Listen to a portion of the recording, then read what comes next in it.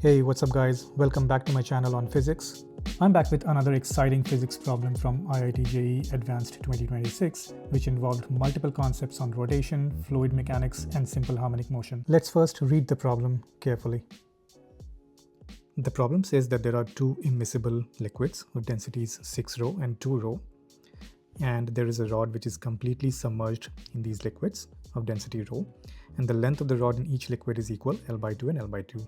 Now the rod is disturbed slightly to one direction, and there is a simple harmonic motion that's about to happen, and we need to find the time period of that oscillation. So at this stage we should have these numbers very carefully. What is the density of the rod, rho of the liquids, 2 rho and 6 rho, how much it is submerged in each of the liquid, because these numbers are going to get very important in a minute when we try to find the restoring forces of buoyancy on each half of the rod. Okay, so with these numbers carefully in mind, let's try to visualize and gather key concepts to use in this problem. So when we try to visualize the problem, it's important to see what happens when at the instant when the rod is slightly disturbed to the left. So basically there are buoyancy forces from liquid of density 6 rho acting at the bottom half of the rod, a buoyancy force from liquid of density 2 rho on the upper half of the rod, and then there is a weight force which is trying to pull it further down. All the buoyancy forces will try to push it back up to the straight position. Okay, so and then there is a force from the hinge as well, but we can balance the torque around that point, so there is no torque from the hinge force. Okay, so with those forces in mind, let's see some of the pro tips and tricks we can use for these problems. So let me use the handy diagram I have for this question on the left hand side, where basically we visualized a few forces acting on the system moments ago, and I have just put it over here. So there is, you would see that a term FP1, which is the buoyancy force from the bottom liquid, FB2, buoyancy force from the upper liquid, and then there is a force of weight acting downwards, and they are creating torques in opposite directions, correct? Now, one thing to note here is that in angular harmonic motions, right, if you want to find the time period, one trick is that you just find out the torque and express it in the form of m omega square theta, correct? So if you do that, and that's the condition for harmonic motion, right, the torque comes out to be in this format, and for linear motions the torque is in the format of m omega square x. Now if we do that, we just find out the total torque on the system expressed in the form of a function of theta, and the remaining term gives the value of m omega square, hence the time period, right? So that's one trick we want to use, that express torque in form of theta. And the other trick I would say here is that for finding the torque, it is basically the combinations of force multiplied by respective distances. And for these distances, if you talk about FP1, right, these distances for mg1, this particular distance, and then for FP2, these would not technically be in the format of multiples of L by 2, because you see the rod is tilting here from the center point to over here. So overall the buoyancy force is actually acting on the rod of length little more than L by 2. You see this length over here? So the L by 2 is at the bottom. So we can say that, we'll go very accurate and say that, okay, we can find out L by 2 sec theta and so on, and find the exact length of rod on which the buoyancy is happening, but that's going to complicate things. Look at the question where it says that these oscillations are very small. So we can essentially ignore this particular length and say that this particular point is at L by 2, and then the buoyancy force by this particular liquid is acting on length of L by 2 for simplicity, because the disturbance is very, very small. Okay, so with these two tricks in mind, where we express torque as a function of theta and the distances are simplified, and we take approximate assumptions, we are going to get to the result much faster. So with that in mind, let's get back to the step-by-step problem solving and see how to write equations. Yep. So we're trying to get the overall torque equation and find in the term of theta, right? So overall torque, if we want to find, let's just assume that the clockwise direction is positive. Okay, so basically the FP1 and FP2 are trying to turn the rod back clockwise in the vertical position. So we're going to take, say, FP1, this is the buoyancy force, times R1, and R1 is the distance of this point from the vertical axis. Then this is adding up Fp2 R2, but then the weight term is acting counterclockwise. So we say that this is the force times Rm, where Rm is the distance, if you see here, from the center of mass of the body to the vertical axis. Okay, so with that, let me zoom it back out. Okay, so this is the net force, and that is going to be equal to I times alpha. Alpha is the angular acceleration to the right, and I is the moment of inertia. This is all in clockwise direction. Okay, so let's just focus on the left hand side of this equation and then start putting the values of Fp1. So for buoyancy forces, simply you understand that the buoyancy force is weight of the liquid displaced, and weight could be assumed to be equal to the volume of that rod in that liquid.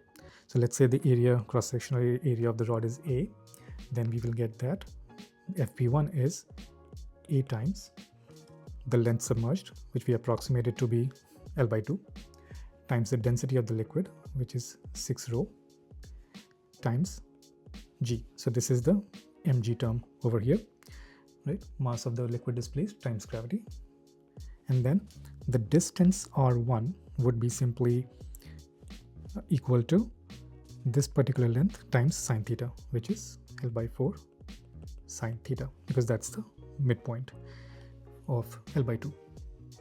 Similarly, we can say that the Fp2 term would be given by the volume displaced in the upper half, which is A times L by 2 times the density of that liquid, which is 2 rho, times the gravity, right, times the distance R2 here, which is nothing but L by 2 from the bottom here to here, and then plus L by 4, which is from this point to this point. So basically that gives us 3L by 4 times sine theta. Okay, and then minus mg rm term. So mass of that rod itself is A times L gives the volume. Density of the rod is rho times gravity times what is the distance rm again? This is L by 2 sine theta. Okay, so if you just take out the common terms, we will get AL square rho G times sine theta, which is common. Then we have a 3 by 4 term. Yep.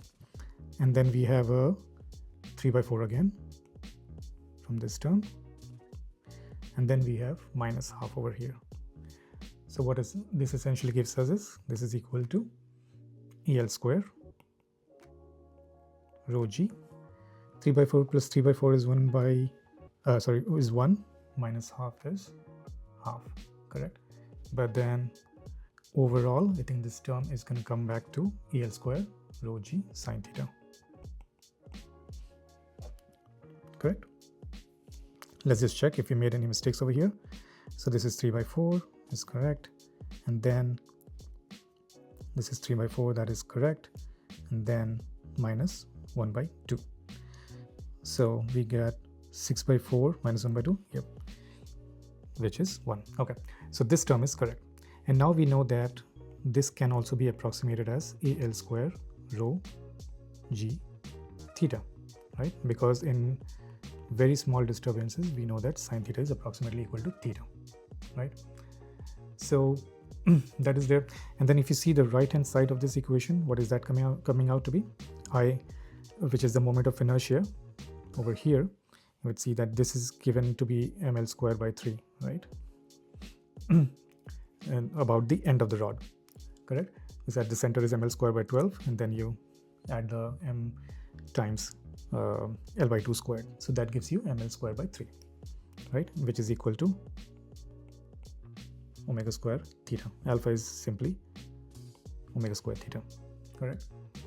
So what we are getting is this can also be replaced as the mass term A times L rho, which is volume into density is mass, right?